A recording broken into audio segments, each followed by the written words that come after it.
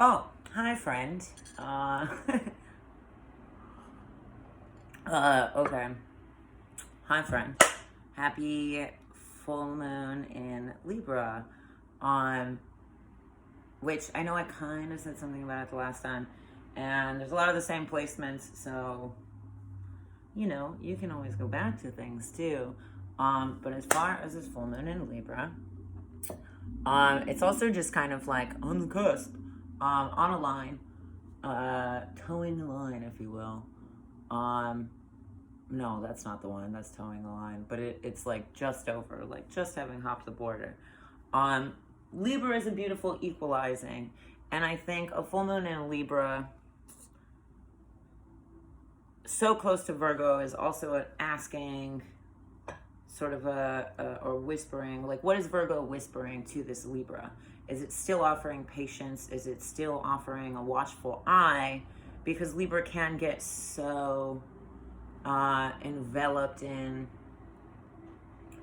emotions and whisked away by beauty and all of these things.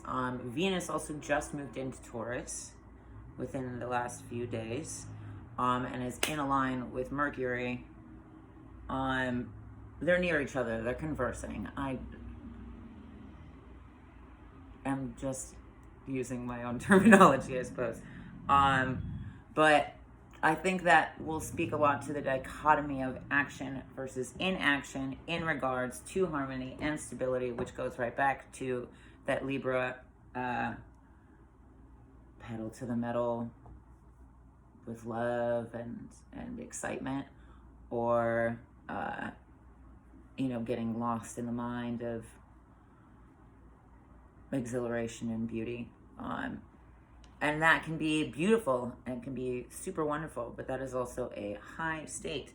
And there is such thing as post-party depression, post-beauty depression, and things of that nature.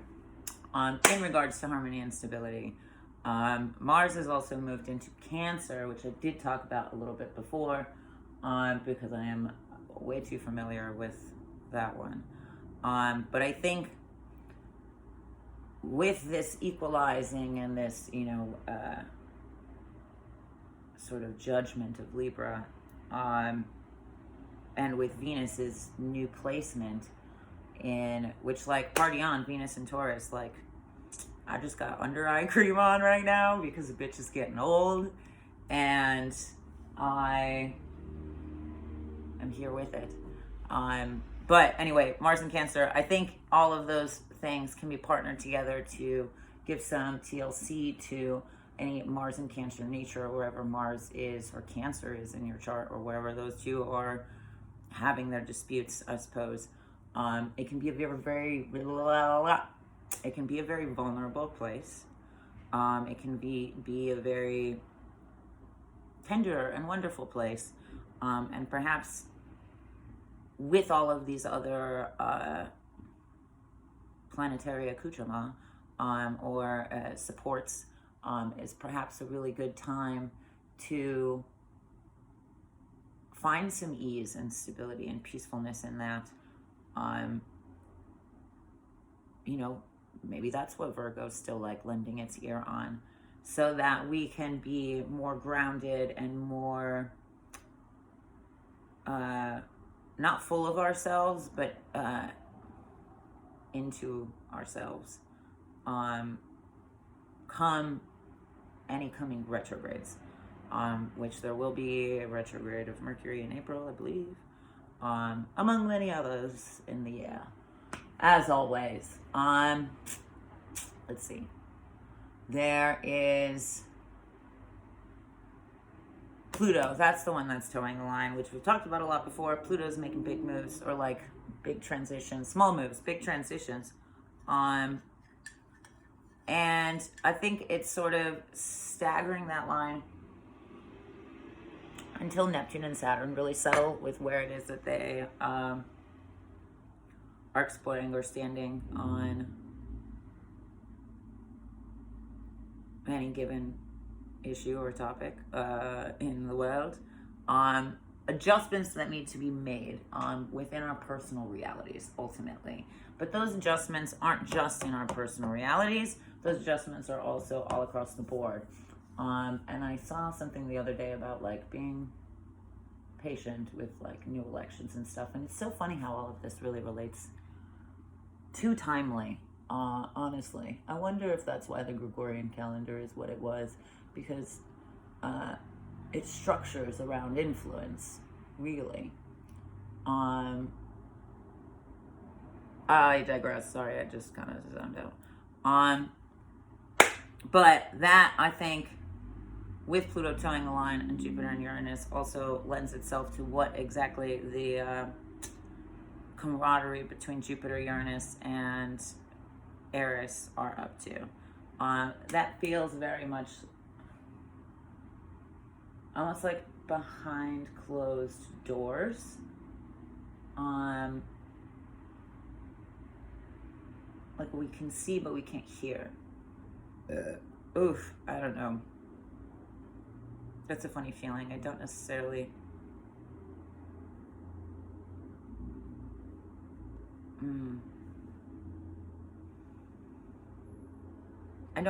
trust it, and I think that's why Saturn and Uranus and Pluto are also, I mean, of course they have slower transits and all of those things, but it tells a story too.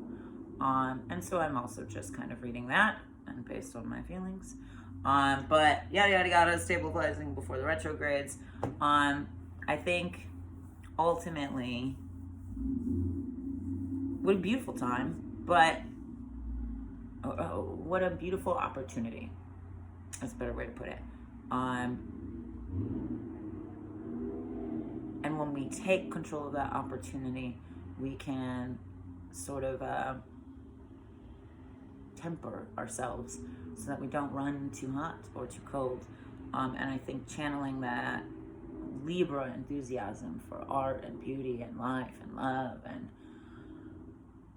you know, depth and romance, but not in a romantic way, but in romancing life and in romancing yourself, and in, you know, that very Venus and Taurus kind of concept, I think, is romancing yourself. And so I think Libra is offering us a hand, and Virgo with it, so that we can cool through heated Aries alignment. Anyway, with that being said, we shall pull some cards, and I'm going to use these circus ones again because they're black and white, and the object of dichotomy is to see in between those lines. Is it nuts? So, happy full moon. What have you for me, my love?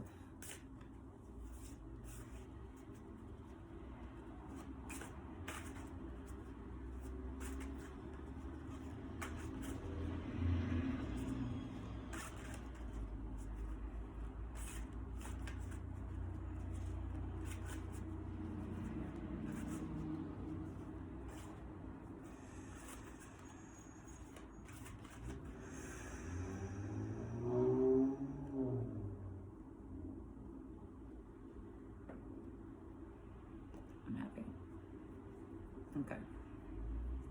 All right. We'll direct it. Much like we are sitting here hanging out with me, and there's cards in between us. We're going to take 3 deep breaths together. Cards are right here. Obviously, I'm sitting in my own way.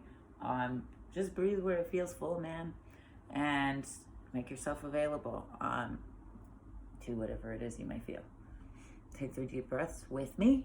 Take a deep breath in. And exhale. Take a deep breath in. And exhale. Take a deep breath in. And exhale.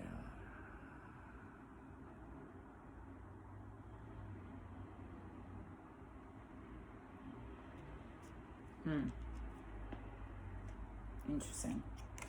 That was rigid.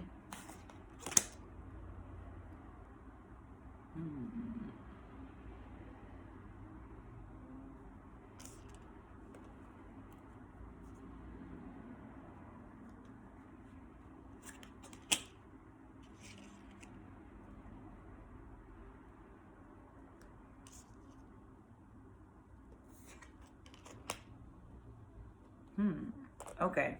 There was very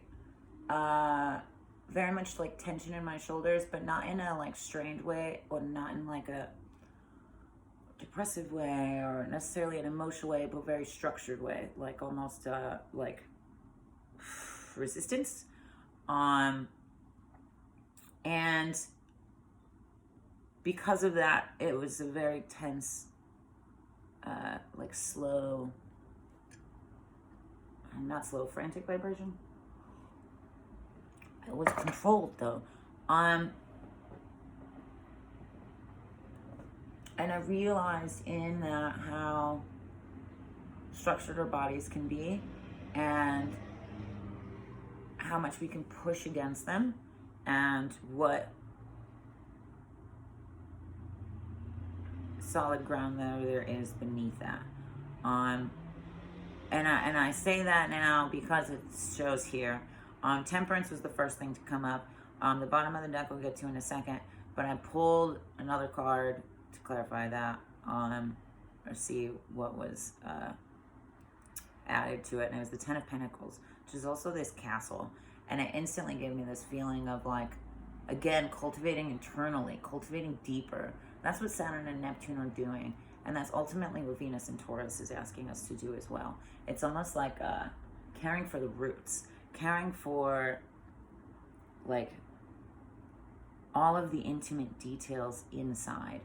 I mean, and even very literally and sexually, like stimulation beyond the surface, stimulation beyond the obvious, because there's so much length and root to our nervous system. There's a pride here also that I'm seeing that ought to be embraced, because it's not ego. It comes from a place of doubt, and that moving out of that place becomes a place of acceptance rather than ego. Granted, there's always a happy medium, and it's a slippery slope. Too much humbleness can turn into insecurity, and too much confidence can turn into an asshole ego, for sure. And that's not to say your ego is particularly bad, but when your ego rules everything, it's a very blinding way to live. And ultimately, that's not the heightened state. You don't want to be blinded. You want to be able to see and feel and do and hear everything. Even like the misconceptions with meditation, you're not turning your mind off. If anything, I can hear things a block away. And I'm expanding beyond that. Nothing's halted or stopped or rigid or pushed away. Because that's the opposite of acceptance.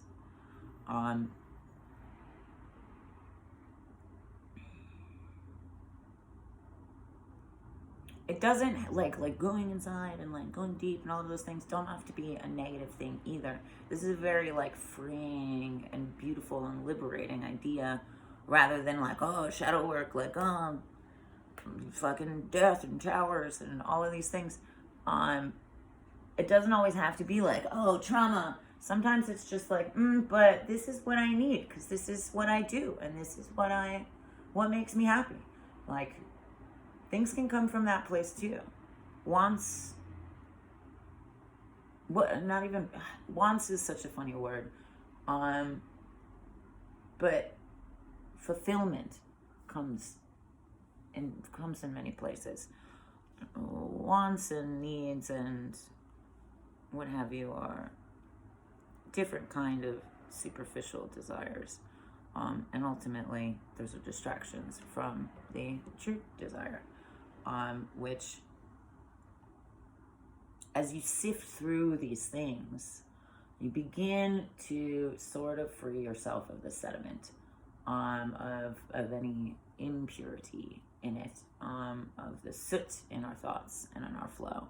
And that's ultimately what I think this temperance is speaking to as well. Granted, that shows in many forms. It shows up for a lot of people and situations that they need to break away from. But is that situation the way that you think about yourself? The way that you think about A, B, C, or D? Are you reading between the lines? Are you, do you understand the complexities of both this or that path, and are you navigating in a state in between? Ultimately, that's what I think Libra really lends itself to. And that becomes a place of uplifting and a place where we can take in all of this information and really embody it and really hold it and really acknowledge it and really free ourselves from it as well, and find, again, an uplifting and accepting state. I digress. The bottom of the deck, root of the deck, zeitgeist, what have you, the underlying feeling, the Page of Wands and the Star, because I also pulled a card for that. And it's funny because we do have this sort of like structured ladder sort of layout, which has never really been something that I do or has happened in that way. I kind of let them fall where they may. This one's a new one. Oof. Interesting. We'll get back to that. I don't know. The Ten of Pentacles is a weighty card. And that may not be, that may be an unseen weight. That may be an unseen fulfillment. You don't need to have, like, you know, what is it, like a Roth IRA account or something, retirement, to feel like you are sowing good seed. And to be perfectly honest, a lot of those banking systems are not sowing good seed. So, fuck that. But, I don't know, maybe it's deeper. Maybe it's like experience. Like, I want to like run my finger through the soil. Like, I want to go inside. Just, and that's where I found it. Like, it wants to be there too. Yeah, I don't know. Maybe this is why Saturn and Neptune are sitting too, is because they're like, it's deeper. Anyway, the Page of Wands. The Page of Wands is a balancing act. I think it's a lot of clearing headspace, which is interesting because when we do a lot of work like this on ourselves and contemplation and what have you, it can feel very much like the scope goes, and at times it does, absolutely. But the beauty of respiration is it dilates in that way. And I feel like this kind of airiness and headspace is expansive and connective. It's boundless. It's meant to see yourself everywhere and see yourself in everything. Like,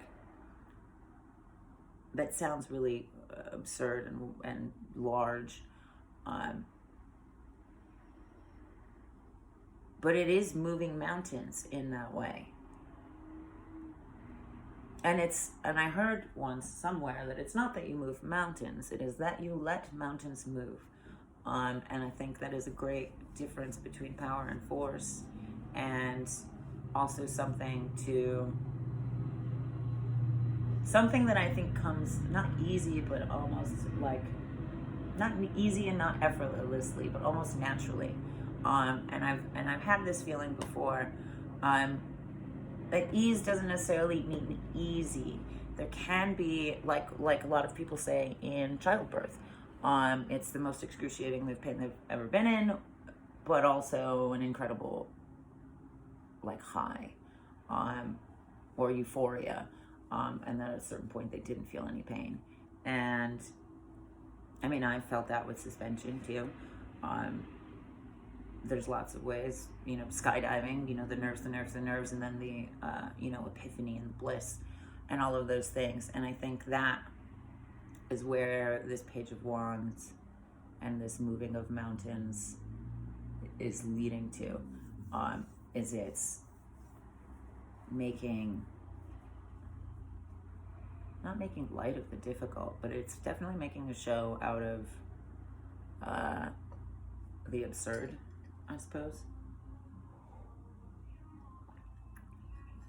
Making a delight out of it, perhaps out of the unbelievable.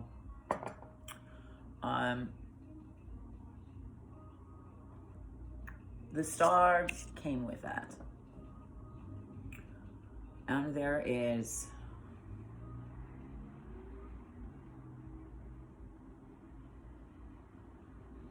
a large part of this that I think is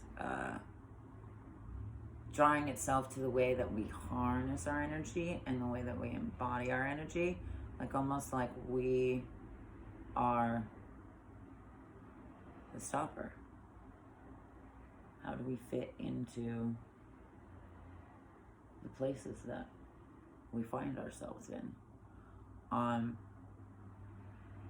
The star is also an incredible acknowledgement of self, and like Temperance has this shifting, right? The teapot and what have you, but so does the star. The star also is shifting in between the waters, sifting waters, and I know it's black and gray, but there are different shades, so I can only imagine that it's like separate levels of alchemy and, you know, the silver versus gold kind of idea. And effectively that they have moved mountains. Wow, if you look at that. Like there's this like mountain on her tray. And there's like no mountain in between her. They have effectively separated. And the sky has cleared. As opposed to this like ashy sky of Temperance. And night sky is incredibly expansive. My gosh, it goes on forever. It's beautiful to look at when it's clear. And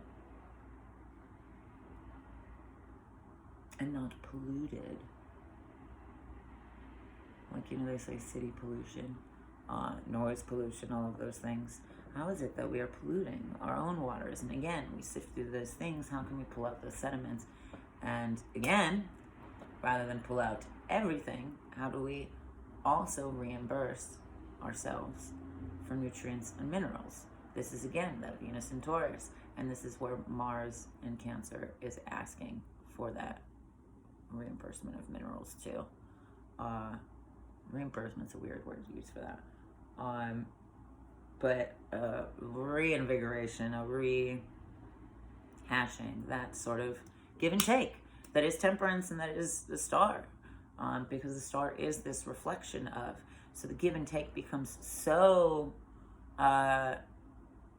natural that it happens in an instant. It happens at the speed of light, constantly. And that, I think, ultimately is where Temperance deserves to be, is aiming to be, and perhaps teaches others to be. I think those two cards are definitely part of, they all are part of the same journey, but in this are speaking to each other in that way. Damn. I love that, and I love these cards.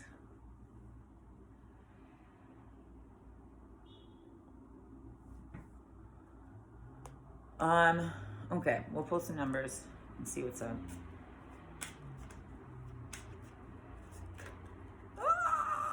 There we go.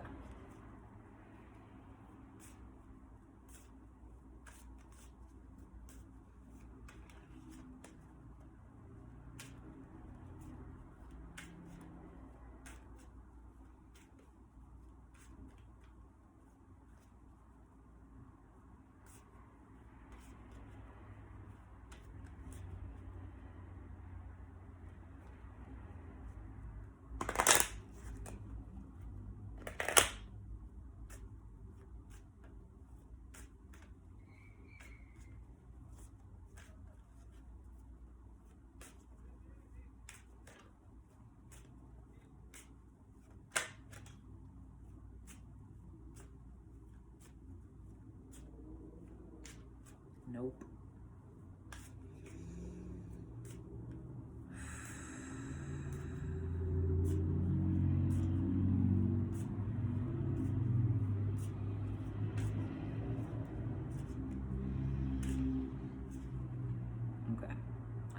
that. I'm gonna go right here. Channel in between you. Got it. Lovely. All right. On our journey on this staircase of energy, we shall take a few more deep breaths. Take a deep breath in. And exhale. Take a deep breath in. And exhale. One more deep breath in.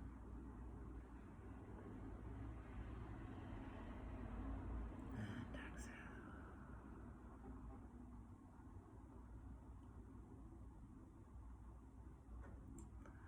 exhale. I'm drifting into my feeling body and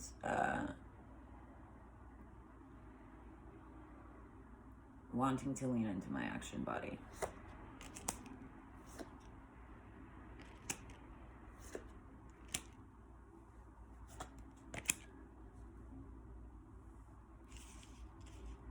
Ah, you back again. Okay.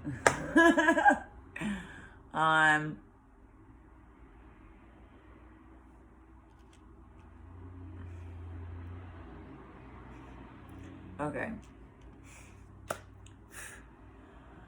King of Hearts is the first thing that showed up. King of Hearts, 2 and a 4.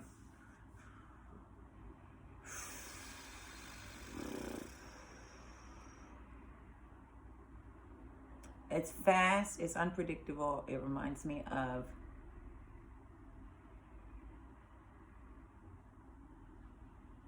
the way songs can cue in more,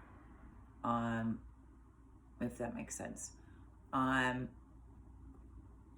of Hearts, 2 of Clubs, 4 of Diamonds, which really is that too, because the 2 of Clubs is like shifting of ideas, swapping of ideas, or at least it can be.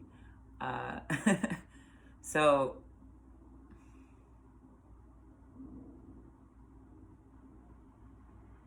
I think the King of Hearts is going to speak to the pressure of, you know, like it's already, you know, such and such long, you know, the summer's almost here, you know, and I haven't kept up with working out or, you know, my diet, or I, you know, didn't do those things that I said I was going to do over the winter or that I wanted to do last summer, and now look at me.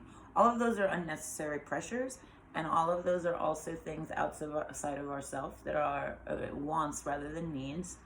And sure, like, yes, we need to hold ourselves accountable and all of these things, but you can do that without having to buy more or start anew or beat yourself up about little things, perhaps petty things, ideas, you know. Be grateful you have so many ideas. Don't burden yourself or taint those ideas with by turning them into just failures or just ways in which that you failed or feel that you failed. It's an unnecessary more, and there's always ways where you can figure out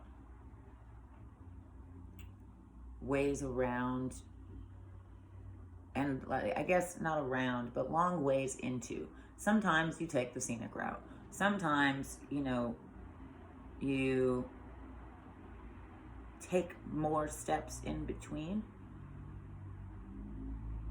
just because you're curious, just because you want to have fun, and just because you aren't holding any judgment in whatever that is. You know, like, don't beat yourself up for, you know, trying the student grade paints rather than spending an absurd amount of money on, you know, professional grade paints, because there's always tricks in the book. And I remember meeting an artist who tattooed in prison and would say things like, man, it's not about the tools that you use. You could have a big pen and a piece of notebook paper and you can still make art. And that is so very true, and something that I often remind myself of. And that can be kind of a redirection, which is where this 2 of Clubs comes into. is sort of a redirection of those ideas. And maybe that's where you shift around ideas to make them more accessible for yourself and your schedule and whatever that is, or what your capacity is. You know, like maybe, yes, you want to, you know, really hold yourself accountable with some sort of wellness regimen, but you don't have, you know, 3 days a week to spend 3 hours in the gym or whatever it is, plus commute or whatever. But there are ways in which you can find, you know, maybe you get ANC equipment so you can do, you know, 2 of those days at home. Instead, you find ways to shift that information around so that it can ultimately come full circle, and ultimately create more space for growth and more space for reciprocity and more space for ideas to kind of bounce off of each other, which is just fun and which is just playful. And that doesn't have to mean, you know, with anybody else. That can just mean in the way that you bounce ideas off of yourself, and the ways that you know, draft versions of yourself that you want to be, and that you have fun being, and that you enjoy being, and that you aspire to be.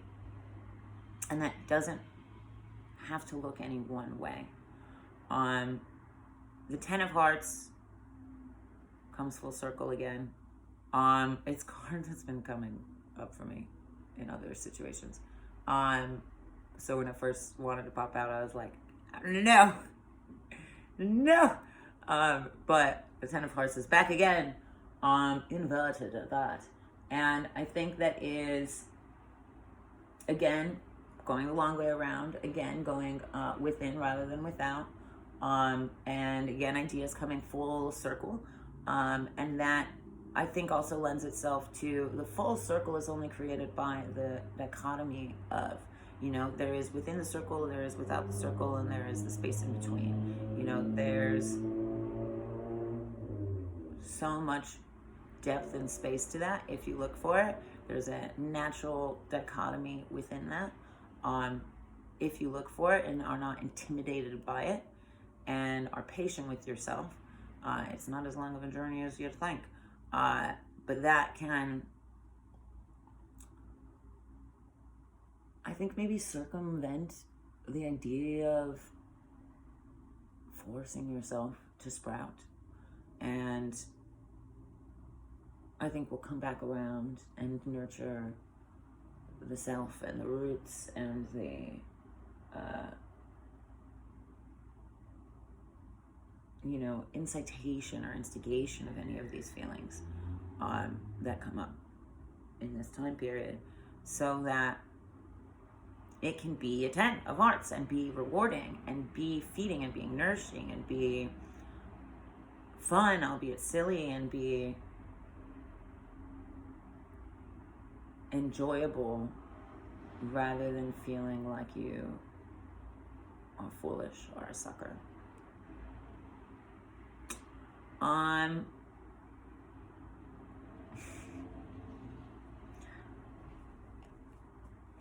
I guess we'll pull one more from the OG just to see what wise words you have for me.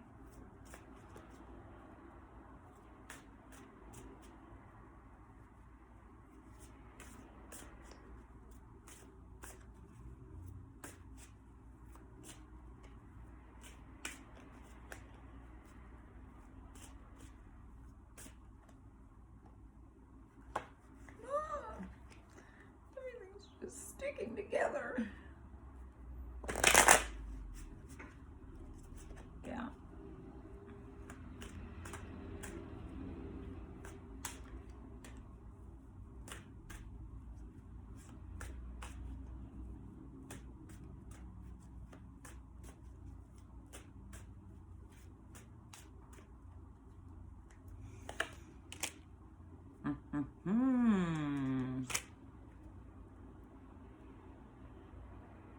Yeah, it's patience.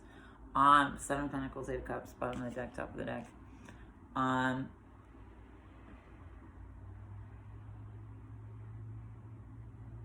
There's a light spot, body stability that is grounding and also outreaching because of that. There are ideas in the making and brewing. There is growth coming. But you have to be patient with the seeds. The Eight of Cups is all of the anxiety and the expectation and the anticipation, when we could just feel the moon. And that is great. Obvious. With that, I will say, party on. Happy full moon. I am going to go dance about it. Love ya.